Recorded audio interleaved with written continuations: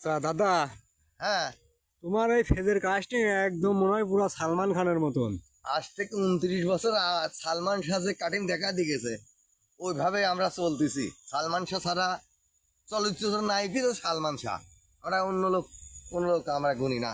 কিন্তু দাদা, এই যে সালমান শাহ মারা গেছে, এই মৃত্যুর বিচার আজ 29 বছর হইলে এই বিচারটা হচ্ছে না। এই যে সামিরা, সালমান শাহর বউ, এই কিন্তু সালমান শাহ খুন করেছে, কিন্তু এই বিচার কোন রকম হচ্ছে না।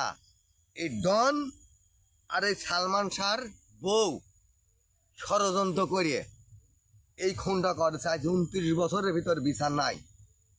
খালি তোমরা কিছু করতে চাচ্ছ, ষড়যন্ত্র কত রকম আছে। তাহলে তুমি এর জন্য কি কি দাবি জানাইছো? দাবি জানাইছি সরকারের কাছে এইটাই, যাই 29 বছর সালমান শাহর মৃত্যুর কোনো বিচার হই নাই। 20 লক্ষ লোকের যা দেখতেছি অল বাংলাদেশে সবই তো সালমান শাহর ভক্ত। ওরা মাঠে লাইভি পড়েছে সালমান শাহর জন্য। যদি আমার যদি 50,000, 20,000, 30,000 খরচ করতে হয় তাও করবো, কিন্তু এই সামিরা ডন আর ওই ঢাকার কিং এক বক্স আছে বলে কোম্পানির বিরাট ব্যবসায়িক বিদেশ, আমাদের বাংলাদেশে বিশাল ব্যবসায়ী, কারণ টাকার কাছে সব জিরো হয়ে যায়। দাদা, বিচার কিভাবে পাবো? সালমান শাহ মনের মানুষ, এর উপরে কোনো মানুষ নাই।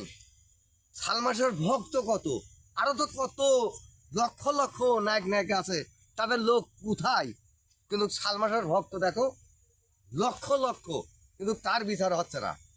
সামিরা এবং ডন সরকারের কাছে আবেদন করতেছি, এদের বিচার হতেই হবে, হতেই হবে।